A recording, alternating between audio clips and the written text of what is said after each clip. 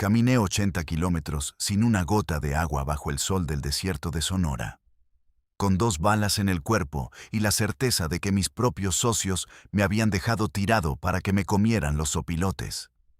Mi nombre es Cristian Vega, pero en la maña me conocían como el sobreviviente, aunque ese apodo lo gané después, cuando logré salir vivo de lo que nadie esperaba que saliera. Hoy voy a contarte toda la verdad. No la versión que sale en los periódicos ni la que inventan los podcasts de crimen, sino lo que realmente pasó en esos 4 días caminando entre cactus y víboras, mientras mi cuerpo se desmoronaba pedazo por pedazo. Voy a contarte cómo llegué a ese desierto, quiénes me traicionaron y por qué, después de todo lo que hice por ellos, decidieron que yo era prescindible.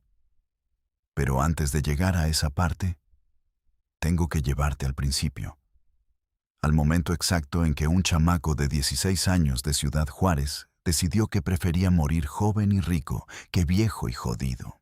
Nací en el 89, en una colonia que ni siquiera tenía nombre oficial.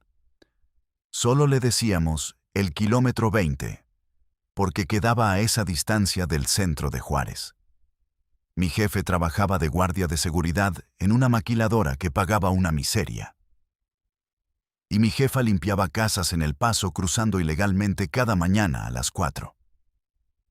Yo era el mayor de 5 hermanos, y desde los 10 años sabía que mi futuro estaba escrito. Terminar la secundaria si tenía suerte. Conseguir un trabajo de mierda en alguna fábrica ensambladoras de cables. Casarme con alguna morra del barrio y repetir el mismo ciclo de pobreza que mis padres habían vivido. Esa era la vida que me esperaba. Y durante años la acepté sin cuestionar, porque ni siquiera sabía que había otra opción. Pero todo cambió en el 2005, cuando tenía 16 años y el cartel de Juárez estaba en plena guerra contra los Zetas por el control de la plaza. Las calles se llenaron de muertos, las ejecuciones eran cosa de todos los días. Y de repente vi que los chavos de mi edad que trabajaban para el cartel traían camionetas del año, cadenas de oro y morras que antes ni los pelaban. Yo seguía trabajando de empacador en un Soriana ganando 800 pesos a la semana, mientras veía pasar a esos cabrones con fajos de billetes que no les cabían en los bolsillos. La primera vez que hablé con alguien de la organización fue por accidente. Estaba fumando afuera del Soriana en mi descanso cuando se estacionó una Suburban negra con vidrios polarizados, de esas que sabes que no son de gente normal. Bajaron 2 tipos. Uno era un güey flaco con tatuajes en el cuello que después supe que le decían el Flaco. Y el otro era más grande, con lentes oscuros y una chamarra de cuero a pesar del calor. Entraron a la tienda, compraron un chingo de cervezas y cigarros. Y cuando salieron el Flaco me vio fumando y me preguntó si tenía fuego. Le pasé mi encendedor y él se quedó mirándome con una sonrisa rara, como evaluándome. Me preguntó que si yo era el morro que siempre estaba ahí empacando, y yo le dije que sí, que trabajaba ahí después de la escuela. Se rió y me dijo algo que nunca se me olvidó. Estás desperdiciando tu tiempo, chamaco. Un güey con tus huevos no debería estar metiéndole las compras a viejitas por propinas de 5 pesos. En ese momento no entendí bien qué quiso decir. Pero él sacó un fajo de billetes, me dio 500 pesos y me dijo que era por el encendedor, que me lo quedara. 500 pesos. Yo ganaba eso en casi una semana de estar parado 8 horas diarias. Durante las siguientes semanas, el Flaco empezó a llegar más seguido al Soriana. Siempre me buscaba, me preguntaba cómo me iba, me compraba refrescos, me preguntaba por mi familia. Yo sabía perfectamente quién era, todo el barrio sabía que trabajaba para Don Memo, uno de los lugartenientes más pesados del cartel de Juárez en esa zona. Pero el Flaco nunca me habló directamente de la maña. Solo me trataba bien. Me hacía sentir importante. Un día me preguntó si quería ganar dinero de verdad. Dinero que me permitiera ayudar a mi jefa para que ya no tuviera que cruzar a limpiar baños de gringos. Me dijo que necesitaban chavos inteligentes, que supieran moverse sin llamar la atención, que no tuvieran antecedentes. Yo le pregunté qué tenía que hacer y él me dijo que nada complicado al principio.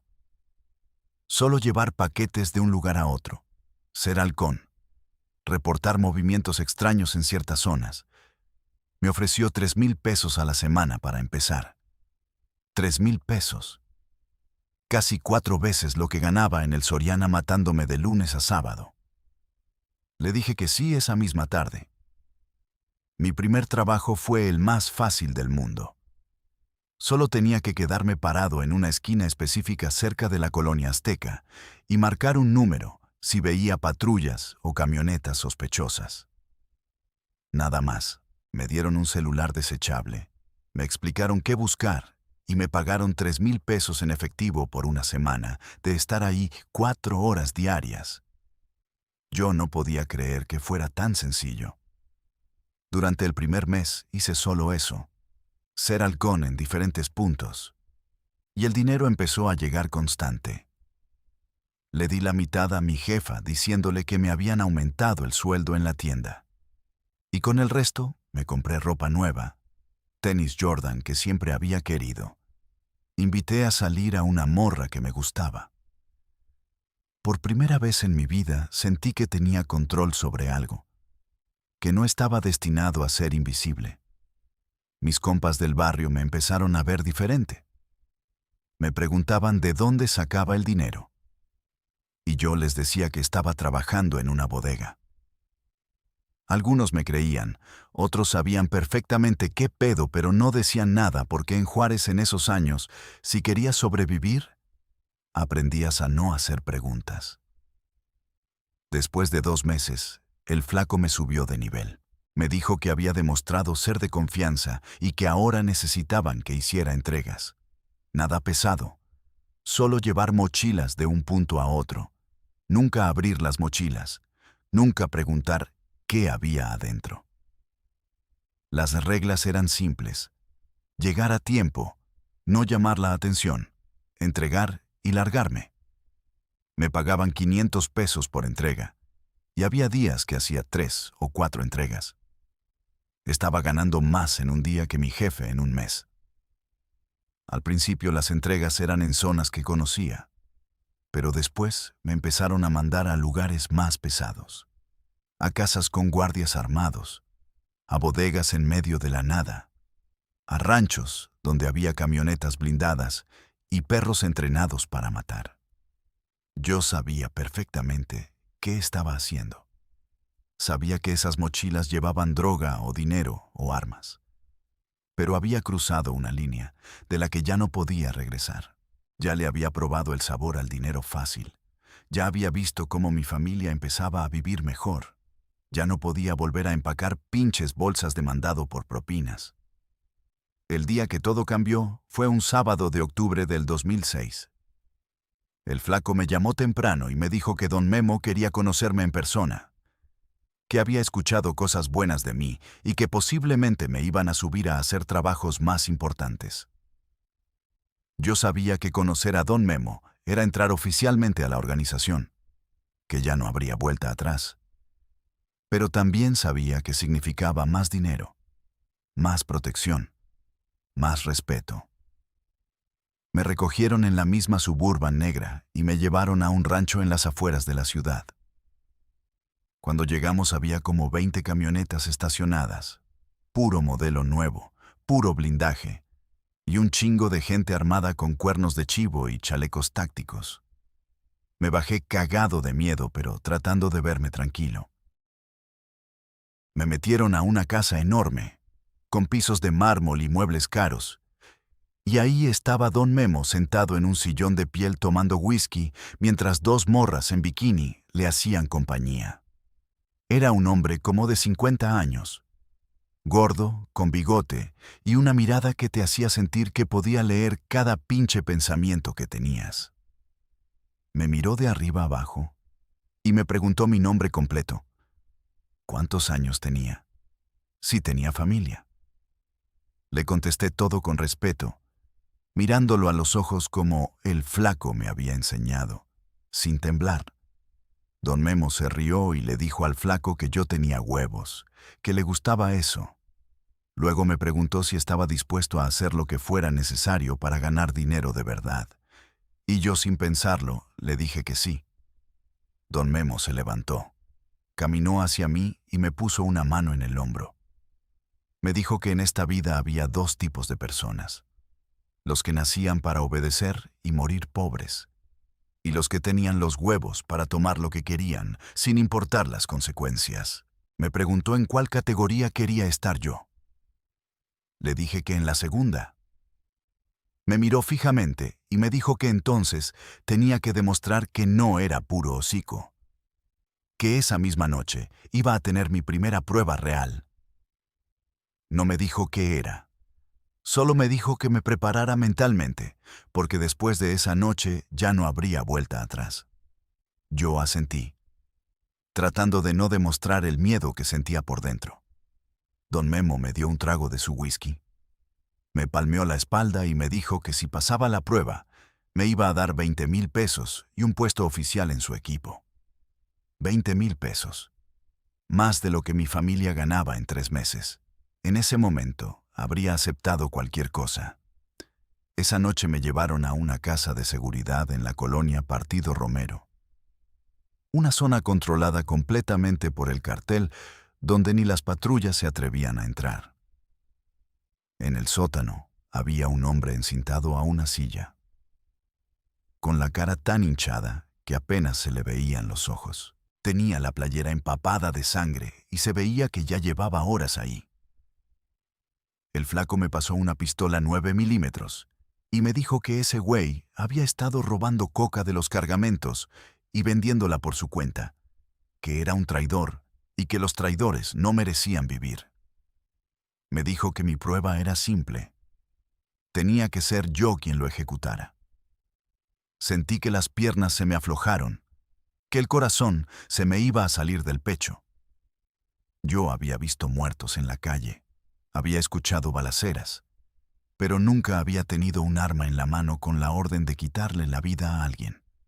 El tipo me miraba con los ojos llorosos, moviendo la cabeza de lado a lado, tratando de hablar a través de la cinta que le tapaba la boca. Don Memo estaba ahí parado fumando un cigarro, viéndome con esa mirada fría que te hacía saber que si no lo hacías, el siguiente en esa silla ibas a ser tú. Agarré la pistola con las 2 manos tratando de controlar el temblor. El flaco me dijo que le quitara el seguro, que apuntara a la cabeza y que jalara el gatillo sin pensar. Me acerqué al tipo, le puse el cañón en la sien y cerré los ojos. Jalé el gatillo y el estruendo me dejó sordo por unos segundos. Cuando abrí los ojos, el cuerpo del hombre se había desplomado hacia un lado, todavía amarrado a la silla, con un hoyo en la cabeza de donde salía sangre y pedazos de hueso. Me quedé paralizado viendo lo que acababa de hacer, con las manos temblando y un sabor a vómito en la garganta. Don Memo se acercó, me quitó la pistola y me dio una palmada en la cara, no agresiva, sino como despertándome. Me dijo que ya estaba, que ya era parte de la familia, que acababa de cruzar la línea que separa a los hombres de los pendejos. El flaco me abrazó y me dijo que lo había hecho bien, que la primera vez siempre era la más difícil, pero que después se volvía más fácil. Yo asentí sin poder hablar, con la imagen de ese hombre muerto quemándose en mi retina. Esa noche no dormí. Me quedé despierto viendo el techo de mi cuarto, sintiendo todavía el peso de la pistola en mis manos y el sonido del disparo repitiéndose en mi cabeza una y otra vez. Al día siguiente me pagaron los 20,000 pesos en efectivo y me dieron mi primer radio y un teléfono satelital. Ya no era un simple halcón o mandadero. Ahora era parte del equipo de sicarios de Don Memo. Mi trabajo consistía en estar disponible 24/7 para lo que se necesitara. Escoltas, levantones, ejecuciones, cobros de plaza. Me asignaron a un equipo de 5 personas comandado por un güey al que le decían el Chueco, porque tenía una cicatriz que le torcía la boca. El Chueco era un cabrón sin corazón que llevaba años en esto y había hecho cosas que ni siquiera los narcocorridos se atrevían a cantar. Desde el primer día me dejó claro que si quería sobrevivir en este negocio, tenía que aprender 3 cosas: obedecer sin preguntar, matar sin dudar y nunca, jamás, confiar completamente en nadie, ni siquiera en tu propia sombra. Me dijo que en el cartel todos éramos familia hasta que dejábamos de ser útiles, y que el día que cometieras un error grave, o que alguien más arriba decidiera que eras un problema, ni tu propia madre iba a poder salvarte. Durante los primeros meses hice de todo.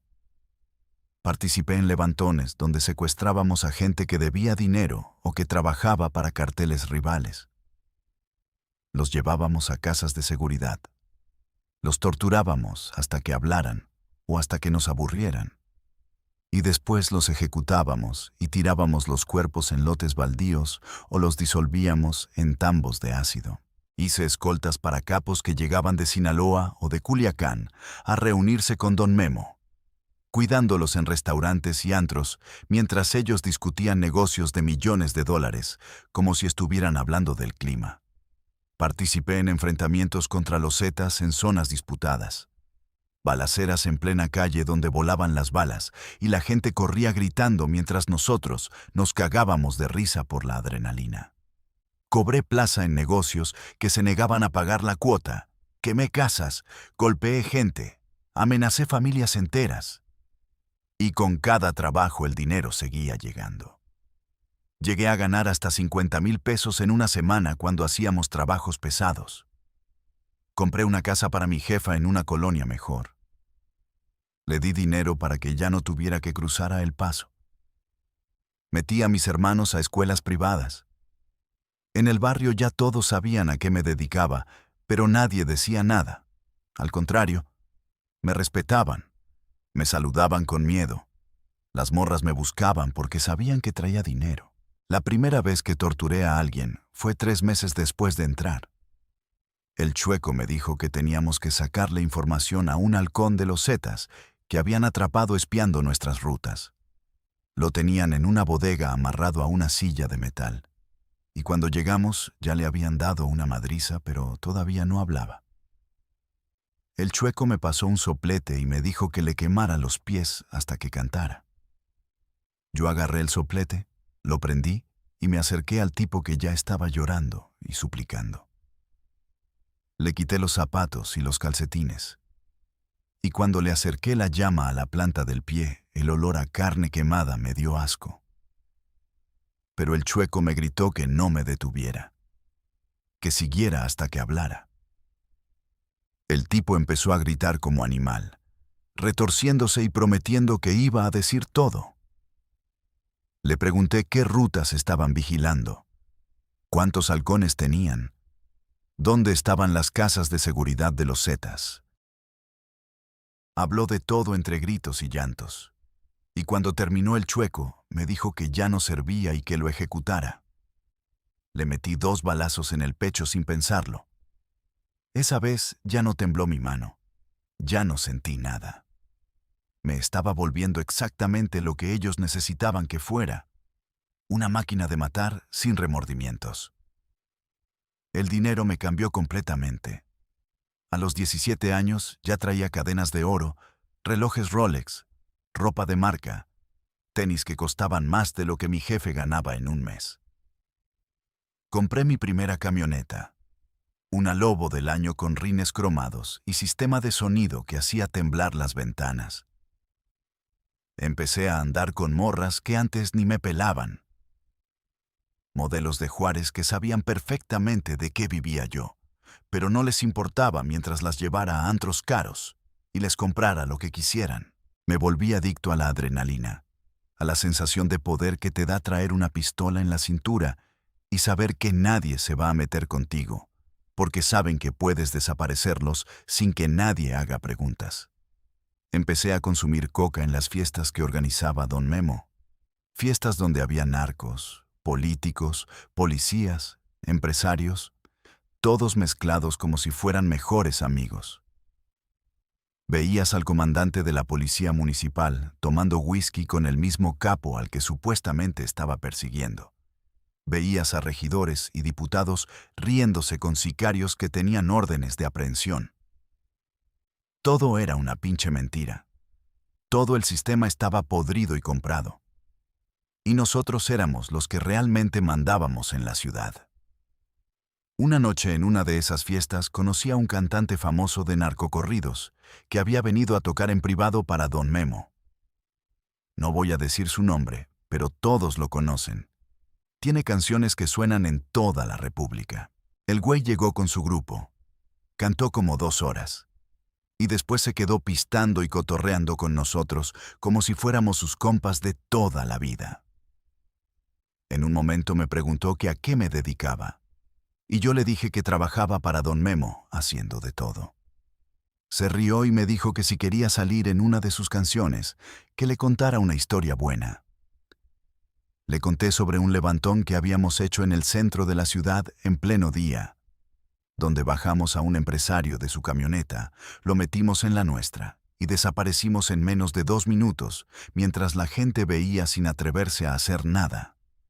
El cantante se emocionó y me dijo que esa historia la iba a usar en su próximo corrido, que me iba a mandar una copia cuando la grabara.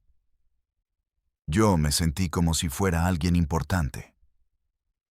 Como si mi vida valiera la pena porque iba a ser inmortalizado en una canción que iban a escuchar millones de personas. Nunca me puse a pensar en todas las vidas que había destruido, en todas las familias que había hecho llorar, en que cada peso que gastaba estaba manchado de sangre. El problema con esta vida es que entre más subes, más peligroso se vuelve todo. Empezaron las traiciones, las purgas internas, la paranoia constante de no saber si el güey que estaba a tu lado hoy iba a ser el que te entregara mañana. Vi cómo ejecutaban a gente que llevaba años trabajando para Don Memo, solo porque alguien sembró la duda de que estaban hablando con el gobierno o con los rivales.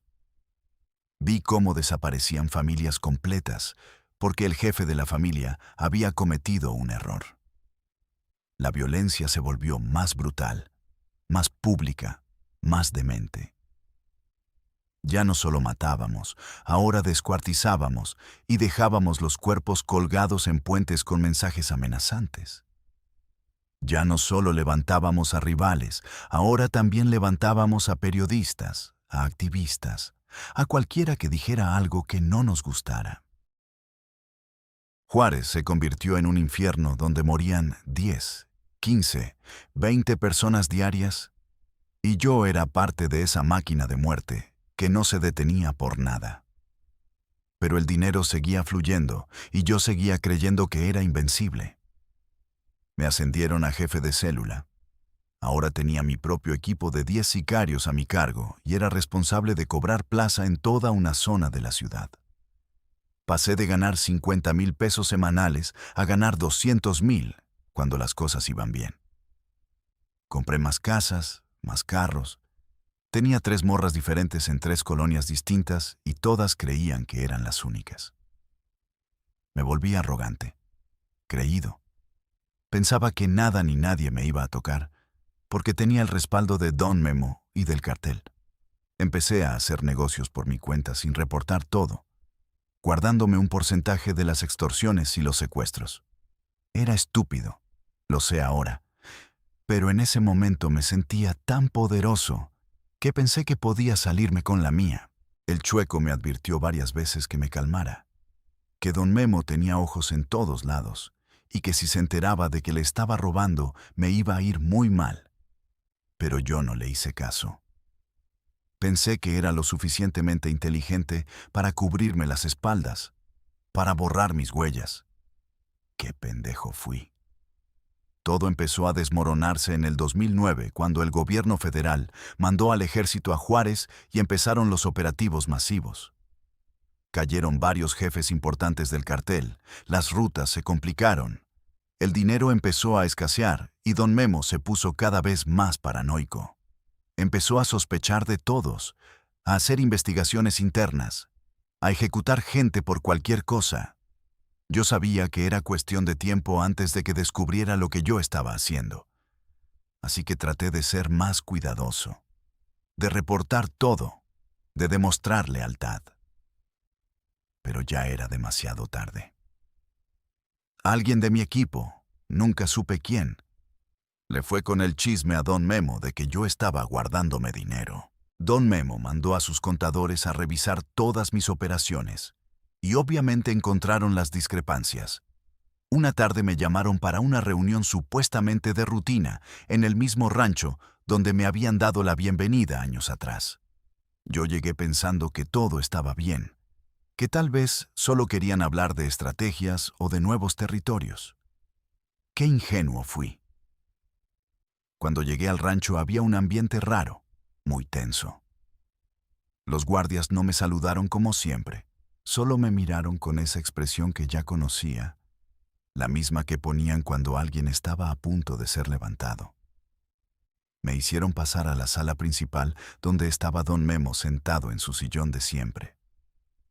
Pero esta vez no había morras, no había música, no había whisky.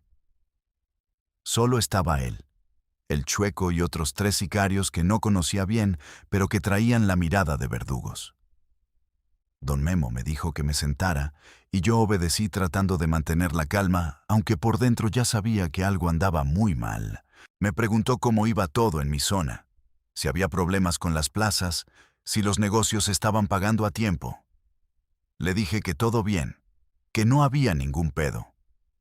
Entonces sacó una laptop, la volteó hacia mí y me mostró una hoja de Excel llena de números rojos. Me dijo que sus contadores habían encontrado inconsistencias en mis reportes, que faltaba dinero, mucho dinero. Me preguntó si yo sabía algo de eso. Traté de negar todo. Le dije que tal vez era un error de contabilidad, que yo siempre había sido leal, que nunca le robaría a la organización. Don Memo se quedó callado mirándome fijamente, y ese silencio fue peor que cualquier grito. Después me dijo algo que me heló la sangre. Me dijo que ya sabía todo, que tenía testigos de mi equipo que habían confirmado que yo me estaba quedando con dinero, que había estado haciendo negocios por fuera sin su autorización, que había violado la regla más sagrada del cartel, que era la lealtad absoluta. Me dijo que él me había dado todo, que me había sacado de empacar pinches bolsas en el súper y me había convertido en alguien importante, y que así le pagaba yo, robándole como un pinche rata. Intenté defenderme, jurarle que todo era mentira, que alguien me estaba tendiendo una trampa.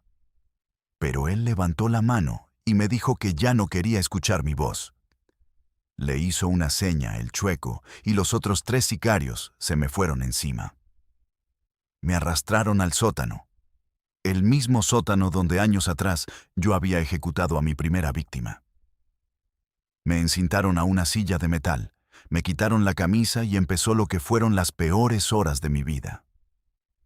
El Chueco me dijo que don Memo había ordenado que me sacaran toda la información de mis negocios paralelos, que confesara con quién estaba trabajando, dónde tenía el dinero escondido, quiénes más de mi equipo estaban involucrados. Yo les dije la verdad, que había estado guardándome un porcentaje de las extorsiones, que tenía como 2 millones de pesos guardados en varias casas, que nadie más de mi equipo sabía nada, porque yo hacía todo solo.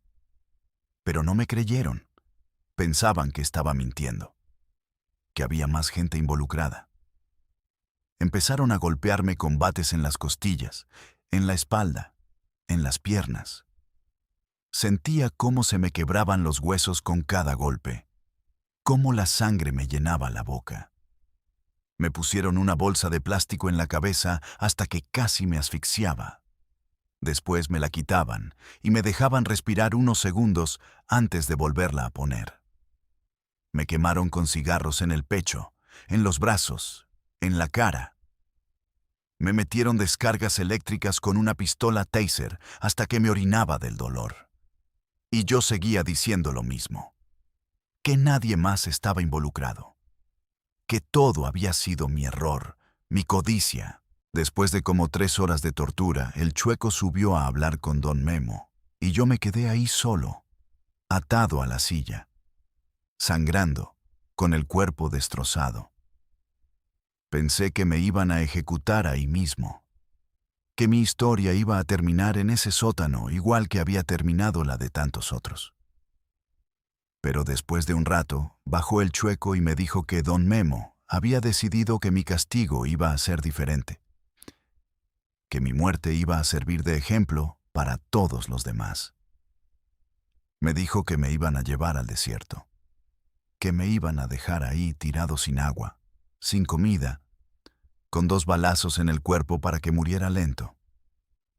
Me dijo que querían que sufriera, que entendiera el tamaño de mi traición mientras me desangraba y me comían los animales. Me desató de la silla. Me arrastraron hasta una camioneta y me tiraron en la parte de atrás como si fuera un bulto de basura. Éramos 4. El chueco manejando. 2 sicarios que no conocía bien y yo en medio de ellos, sangrando y apenas consciente. Manejamos como 2 horas hacia el norte, hacia el desierto de Sonora. Yo iba entrando y saliendo de la conciencia, sintiendo cómo la sangre seguía saliendo de las heridas. Cómo el dolor se volvía insoportable. En un momento uno de los sicarios me preguntó si tenía algo que decir, si quería enviar algún mensaje a mi familia. Yo le dije que les dijera a mi jefa que perdonara por haberme metido en esto, que todo el dinero que les había dado estaba manchado de sangre inocente, que ojalá lo usaran para algo bueno. El sicario se rió y me dijo que mi familia no iba a recibir ningún mensaje, que para ellos yo simplemente iba a desaparecer como desaparecen miles de personas en México.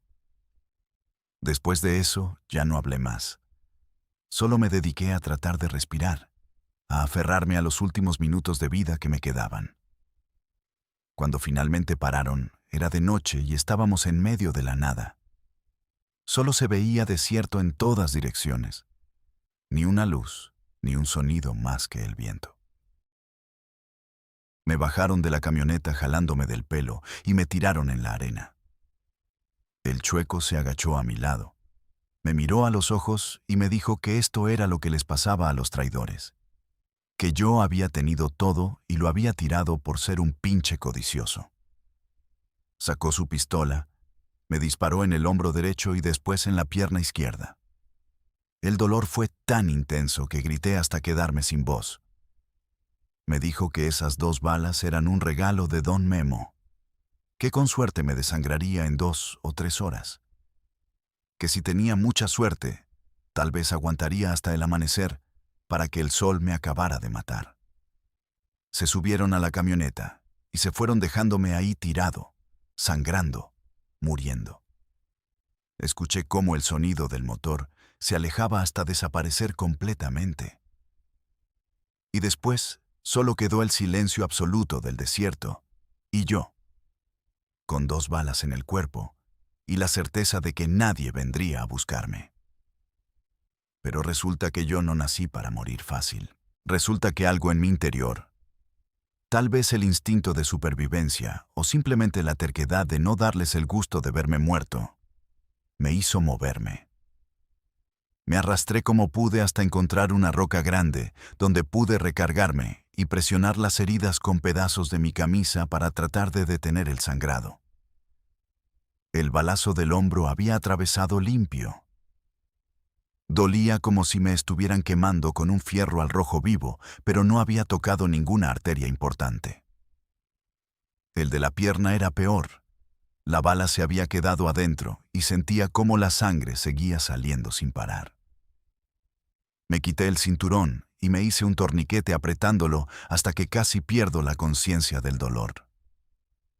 Pasé toda esa noche ahí, temblando de frío porque en el desierto de noche la temperatura baja a casi 0, entrando y saliendo de la conciencia. viendo estrellas que parecían burlarse de mí desde el cielo. Cuando amaneció y el sol empezó a salir, me di cuenta de que había sobrevivido la primera noche. Pero también me di cuenta de que eso solo significaba más sufrimiento. El sol del desierto de Sonora en abril es brutal.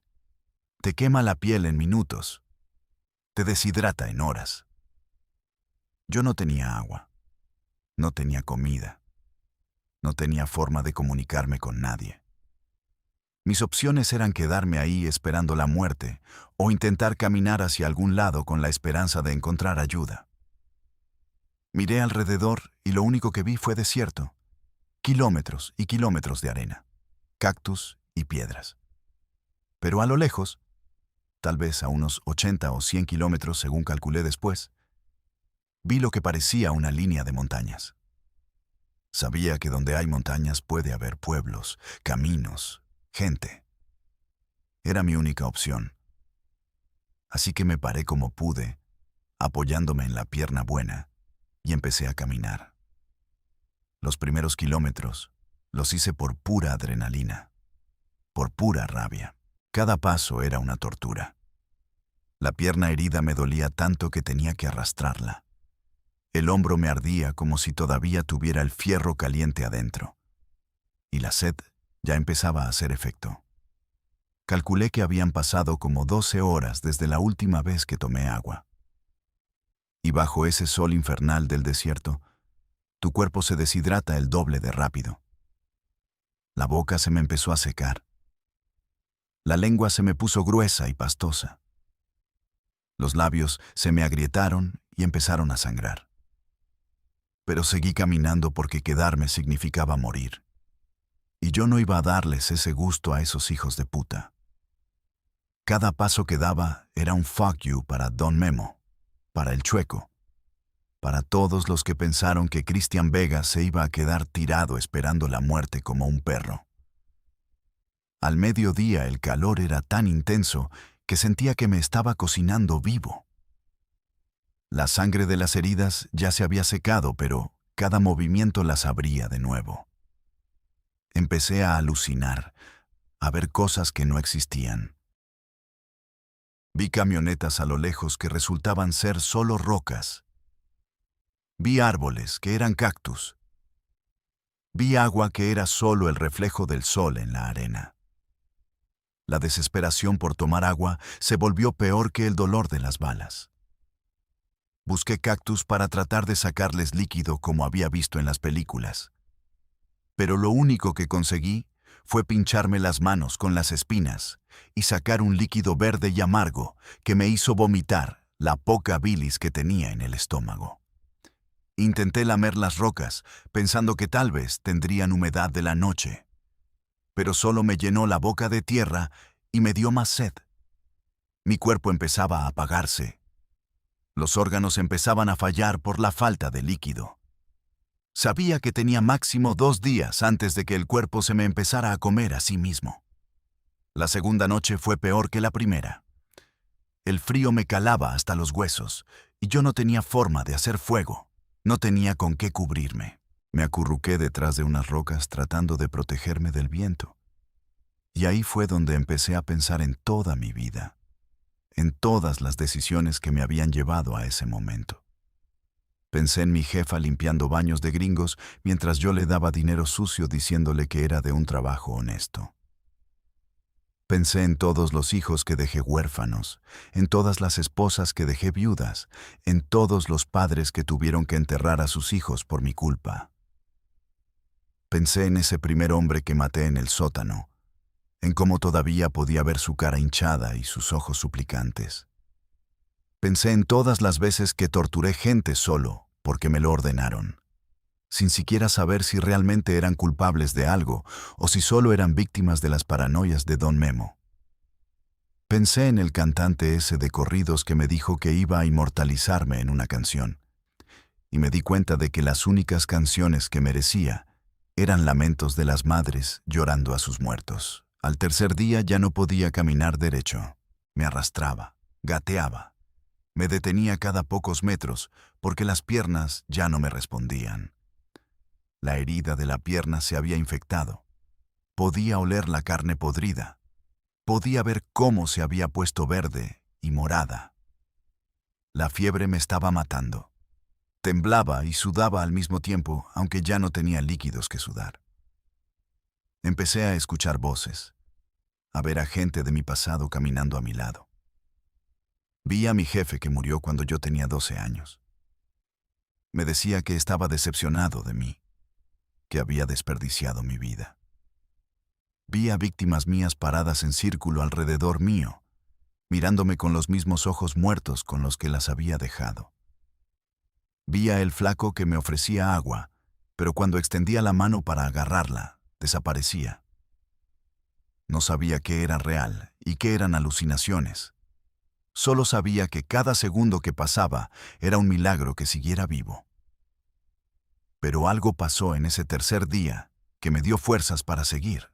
Encontré un arroyo seco, un lecho de río que hacía meses o años no tenía agua. Pero al cavar con las manos en la arena, encontré humedad. Cavé más profundo, tal vez medio metro, y empezó a juntarse un poco de agua lodosa y café. No me importó que tuviera tierra, que probablemente estuviera llena de bacterias y parásitos. La tomé con las manos metiéndola en mi boca desesperadamente. Fue el agua más asquerosa que he probado en mi vida, pero fue como volver a nacer. Sentí cómo mi cuerpo absorbía cada gota, cómo mi cerebro empezaba a funcionar de nuevo. Me quedé ahí como 2 horas tomando agua a sorbos, dejando que mi estómago se acostumbrara, y después llené mi boca para tener reserva y seguí caminando. Ese arroyo me salvó la vida. Me dio las fuerzas suficientes para seguir otros 2 días más. En el cuarto día vi algo que al principio pensé que era otra alucinación. Una cerca de alambre. Me arrastré hasta ella y la toqué con mis manos para confirmar que era real. Era una cerca vieja y oxidada, pero significaba que había propiedad privada. Y propiedad privada significaba que había humanos cerca. Seguí la cerca cojeando, arrastrándome, usando mis últimas fuerzas. Después de como 2 horas, vi a lo lejos una construcción. Parecía un rancho abandonado o una estación de bombeo vieja. Grité con lo poco de voz que me quedaba, pero nadie respondió. Llegué hasta la construcción y efectivamente estaba abandonada. Pero adentro había tambos de metal.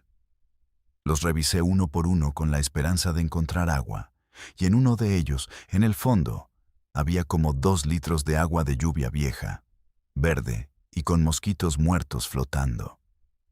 No me importó. La tomé toda. Esa agua podrida y esa construcción abandonada fueron mi salvación temporal. Pasé esa noche ahí, protegido del frío, con algo de agua en el estómago.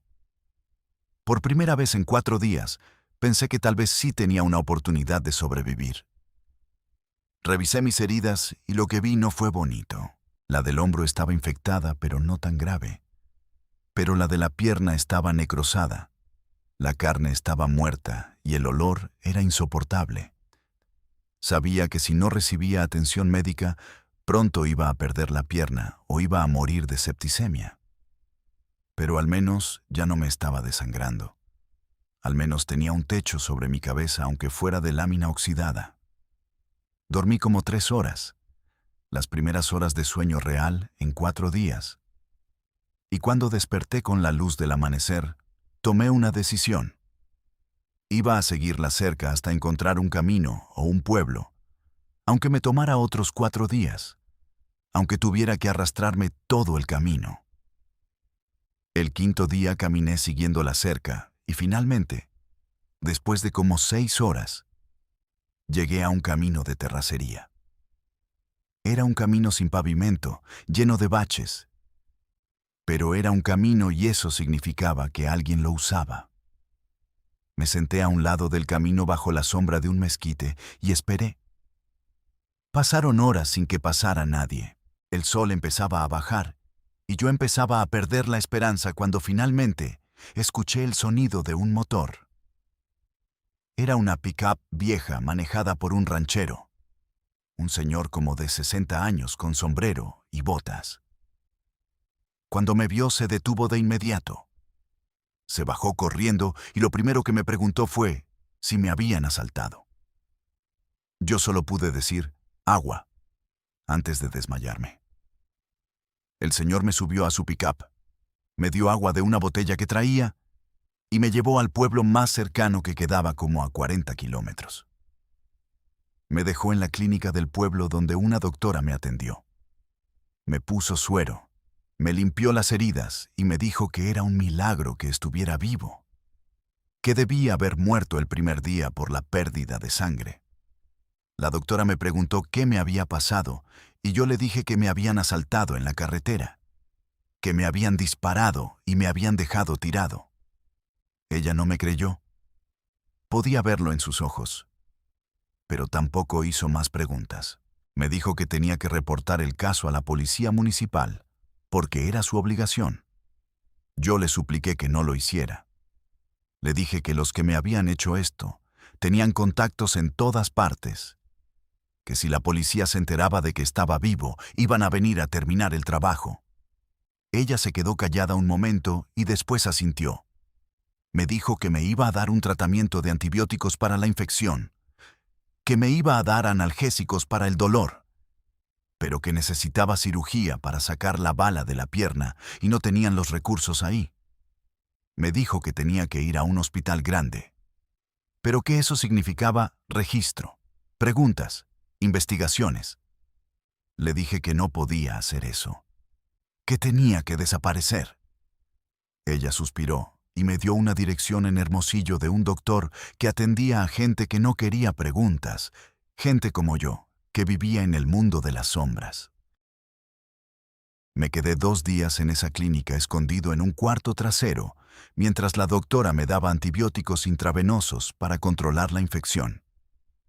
Cada noche tenía pesadillas donde veía a don Memo parado junto a mi cama con una pistola, donde el chueco me arrastraba de nuevo al desierto, donde todas mis víctimas se levantaban de sus tumbas para cobrar venganza. Despertaba gritando y sudando, y la doctora entraba a calmarme, diciéndome que todo estaba bien, que estaba a salvo. Pero yo sabía que nunca más iba a estar realmente a salvo, que iba a pasar el resto de mi vida mirando por encima del hombro, esperando el día en que alguien del cartel me encontrara y terminara lo que empezaron en ese desierto. Al tercer día, el ranchero que me había encontrado volvió a la clínica. Me trajo ropa limpia, un celular desechable y algo de dinero. Me dijo que él sabía perfectamente quién era yo, que había escuchado mi historia en los corridos, que sabía que trabajaba para el cartel de Juárez. Me dijo que su hijo había sido levantado 3 años atrás por gente del cartel y nunca lo volvieron a ver, que probablemente estaba enterrado en alguna fosa clandestina o disuelto en ácido. Me miró con una mezcla de odio y lástima, y me dijo que la única razón por la que me había ayudado era porque ningún ser humano merece morir como un animal en el desierto, ni siquiera la basura como yo. Me dijo que usara ese dinero para largarme lejos, que desapareciera y que nunca volviera a esa región, porque si alguien se enteraba de que me había ayudado, iban a matar a toda su familia. Le agradecí con lágrimas en los ojos y le juré que iba a desaparecer, que nunca iba a olvidar lo que hizo por mí aunque no lo mereciera. Esa misma noche me fui de la clínica. La doctora me dio suficientes antibióticos y analgésicos para 2 semanas. Me escribió instrucciones de cómo cuidar las heridas y me dio la dirección del doctor en Hermosillo, que podía operarme sin hacer preguntas. Tomé un autobús nocturno haciendo 3 transbordos para despistar cualquier seguimiento. Cada vez que subía a un autobús nuevo, revisaba las caras de todos los pasajeros buscando sicarios, buscando halcones, buscando cualquier señal de que me habían rastreado. Llegué a Hermosillo 3 días después. Encontré al doctor que me habían recomendado en una clínica clandestina, en una colonia marginal. El tipo era un cirujano que había perdido su licencia por problemas de adicciones, pero que todavía tenía las manos firmes y el conocimiento. Le pagué 20,000 pesos de los que me había dado el ranchero para que me sacara la bala de la pierna y me cosiera bien. La cirugía la hizo con anestesia local en una mesa improvisada, sin las condiciones sanitarias adecuadas, pero logró sacar la bala y limpiar la infección. Me dijo que iba a quedar cojo de por vida, que el daño en los nervios y músculos era demasiado grave, pero que al menos iba a conservar la pierna. Pasé 2 meses escondido en Hermosilla viviendo en hoteles de mala muerte, cambiando de lugar cada semana, usando nombres falsos, pagando todo en efectivo. Dejé crecer la barba, me corté el pelo diferente, bajé como 20 kilos por la infección y el estrés. Me volví irreconocible. Durante esos 2 meses no contacté a nadie de mi vida anterior, ni a mi familia, ni a mis amigos, ni a las morras con las que salía. Para el mundo yo estaba muerto, y era mejor así. Pero la paranoia me estaba comiendo vivo. Cada sirena de policía me hacía saltar. Cada camioneta con vidrios polarizados me hacía correr. Cada desconocido que me miraba 2 segundos de más me hacía pensar que me habían encontrado. No podía dormir más de 2 horas seguidas. Tenía ataques de pánico donde sentía que me ahogaba. Me volví adicto a los analgésicos para soportar el dolor constante de la pierna. Mi vida se había convertido en un infierno. Pero era el infierno que yo mismo había construido con cada decisión equivocada que tomé desde los 16 años. Finalmente, decidí salir de México. Usé contactos que tenía de mi época en el cartel, gente que se dedicaba a pasar indocumentados al otro lado, y pagué $10,000 que me quedaban para que me cruzaran a Estados Unidos. Me llevaron por el desierto de Arizona, ironías de la vida, otro pinche desierto. Caminamos 3 noches hasta llegar a un punto donde nos recogió una van que nos llevó a Phoenix. Desde ahí me moví a una ciudad del Medio Oeste donde nadie me conocía, donde no había presencia fuerte de carteles mexicanos, donde podía intentar empezar de cero, aunque sabía que nunca iba a poder borrar mi pasado. Conseguí trabajos de lo que fuera. Lavaplatos, jardinero, trabajador de construcción, trabajos que antes hubiera considerado por debajo de mí, trabajos que pagaban en un mes lo que yo ganaba en un día en el cartel, pero trabajos honestos donde no tenía que matar a nadie, donde no tenía que dormir con una pistola bajo la almohada. Han pasado casi 3 años desde que me dejaron en ese desierto. 3 años viviendo como fantasma, mirando constantemente por encima del hombro, sin poder confiar en nadie. La pierna nunca se curó bien. Camino con una cojera permanente que me duele cada día, especialmente cuando llueve o hace frío. Las cicatrices de las balas y las quemaduras me recuerdan constantemente lo que fui, lo que hice. Pero las cicatrices físicas no son nada comparadas con las cicatrices mentales. Cada noche sueño con las caras de la gente que maté. Escucho sus gritos, veo la sangre. Hay días en que no puedo ni mirarme al espejo porque veo a un monstruo. Veo a alguien que vendió su alma por dinero y poder. Alguien que destruyó familias completas sin sentir remordimiento. He pensado en suicidarme más veces de las que puedo contar. He tenido la pistola en la boca 3 veces. Pero algo me detiene. Tal vez es cobardía. Tal vez es el castigo que merezco seguir viviendo con esta culpa. Lo que más me duele es que nunca pude despedirme de mi familia.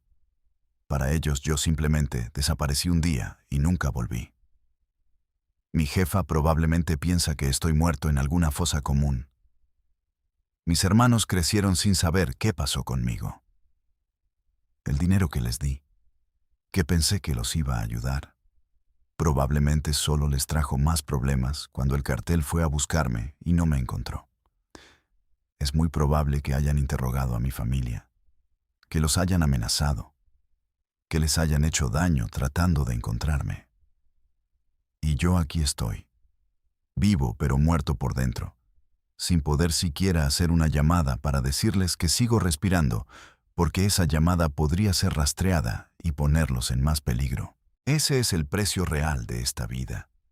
No solo lo que te pasa a ti, sino lo que les pasa a todos los que amas. La verdad es que el cartel no te hace rico, te hace esclavo. Te da dinero, pero te quita tu libertad. Te da poder, pero te quita tu humanidad. Te da respeto, pero te quita tu dignidad. Cada peso que ganas está manchado con la sangre de alguien. Cada lujo que te das está pagado con el sufrimiento de familias inocentes. Y lo peor es que cuando entras ya no puedes salir. Porque la única salida es la muerte o la traición. Y ambas terminan igual. Yo tuve suerte. Si es que se le puede llamar suerte a sobrevivir 80 kilómetros en el desierto con 2 balas en el cuerpo. La mayoría no tiene esa suerte. La mayoría termina en fosas clandestinas, disuelta en ácido, colgada de puentes, descuartizada y metida en hieleras. Y sus familias nunca saben qué pasó. Nunca tienen un cuerpo que enterrar. Nunca tienen un cierre. Si estás viendo esto y estás pensando en meterte a trabajar para el narco porque ves las camionetas, las cadenas de oro, las morras, el dinero fácil, déjame decirte algo. Todo eso es una ilusión. Es un espejismo que te va a llevar al infierno. Sí, vas a tener dinero por un tiempo. Sí vas a sentir poder. Sí te van a respetar por miedo. Pero vas a perder todo lo que realmente importa. Vas a perder tu paz mental, vas a perder a tu familia, vas a perder tu capacidad de sentir amor o empatía. Te vas a convertir en una máquina de matar, que solo sirve para enriquecer a gente que te ve como un perro desechable. Y cuando ya no les sirvas, cuando cometas un error o cuando simplemente se les antoje, te van a tirar como basura sin pensarlo 2 veces. No hay retiro en este negocio. No hay pensión, no hay final feliz. Solo hay muerte, cárcel o una vida huyendo y escondiéndose como la que yo llevo. Yo maté a más de 50 personas durante los años que trabajé para el cartel. 50 vidas que terminé porque me lo ordenaron o porque me pagaron. 50 familias destruidas. ¿Y por qué? Por dinero que gasté en pendejadas, en camionetas que ya están en el corralón, en ropa de marca que quedó abandonada, en morras que ni se acuerdan de mi nombre. No valió la pena nada de eso. Si pudiera regresar el tiempo, habría seguido empacando pinches bolsas en el Soriana, habría terminado la prepa, habría conseguido un trabajo honesto, aunque pagara poco. Estaría pobre, pero estaría en paz. Podría dormir sin pesadillas. Podría abrazar a mi jefa sin sentir que la estoy traicionando. Pero ya no hay vuelta atrás, ya no puedo deshacer lo que hice, ya no puedo resucitar a los muertos ni devolverle la paz a las familias que destruí. Me dicen el sobreviviente, porque sobreviví lo que nadie esperaba que sobreviviera. Pero la verdad es que no sobreviví. Solo sigo respirando. La parte de mí que era humana murió hace mucho tiempo. Probablemente la primera vez que jalé el gatillo y vi cómo la vida se apagaba en los ojos de alguien. Lo que quedó es solo un cascarón lleno de culpa y remordimiento, esperando el día en que finalmente me encuentren y terminen el trabajo, o el día en que yo mismo tenga el valor de terminarlo. Esta es mi confesión, esta es mi historia, esta es la verdad sobre lo que significa ser parte del narco. No es gloria. No es poder, no es riqueza. Es muerte, destrucción y un boleto de ida al infierno que cargas contigo cada segundo hasta que te mueres.